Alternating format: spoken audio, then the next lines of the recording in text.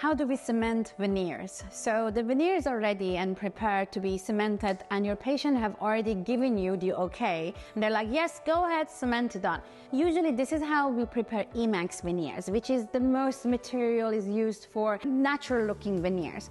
The dentist will prepare the teeth separately, and the dental assistant or the dental nurse is going to prepare the veneers. So the dental assistant first is going to clean the inside of every veneer using alcohol, and then she will put porcelain etch inside the veneers between 5 to 20 seconds. Now it's very important to make sure that that porcelain etch doesn't touch your bare skin. So don't use it without gloves, and don't put it on teeth because due to some chemicals reactions, it's not great for your body. Just avoid it at all times, use gloves. You put porcelain etch inside every single veneer, wait 5 to 20 seconds. I would wait for 20 seconds, and then you would wash them. Make sure that you're using something underneath if you're washing in a sink, because it can fall off and go into the pipe. Believe me, it has happened to us. You rinse them and wash them. You dry them thoroughly, make sure they're dry, and you use a ceramic primer to put a drop inside every veneer and leave it be for 20 seconds.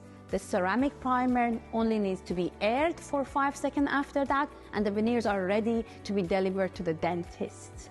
What does the dentist do? We put an obtrogate in, making sure that the soft tissue is retracted. I would put in retraction cord to make sure that the gum is not going to bleed on my veneers, and at the end I would remove the retraction cord.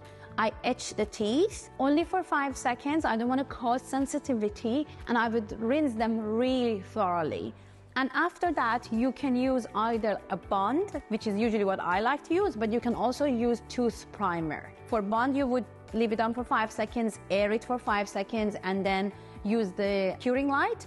For a tooth primer, you leave it on and then air it only, you don't need light. Depending on the brand you use, please read the brand instruction too. I'm talking based on the brand I use, that is usually 3M. Afterward, the teeth are ready. I would get the veneers one by one, put the cement in the veneers, making sure that what is handed to me is actually veneer cement, not the try-in paste, because believe me, that happens. Inside the veneers, I fill up all of the inside of the veneer before pushing it on the tooth structure. Do not try to save cement at this stage. Do not think that, oh, but we need only micrometers, why would I add a lot of cement? I've done that. What happens is that one area there will be a bubble and not enough cement. That area will change color later on, and you have to change the veneer. It's not fair on the patient, it's not fair on you. So just put a lot of cement, not excess, but fill up this area, push the veneer on the tooth. I start from 1121, the middle teeth, to make sure the midline and everything is correct and the tooth is not wiggling around, and then go to the sides. I push it down toward the gingiva, and I push it toward the lingual, basically, to make sure all the excess comes out.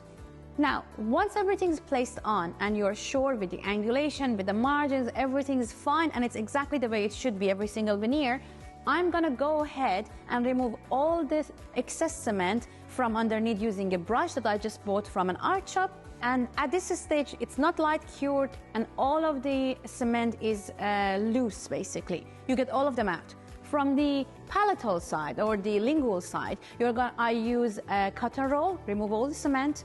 I make sure I use micro brushes so there is no excess cement behind. I will then use my curing light only for 2 seconds, really quickly, just to make sure that I have cured tiny bit to be able to floss in between every single tooth.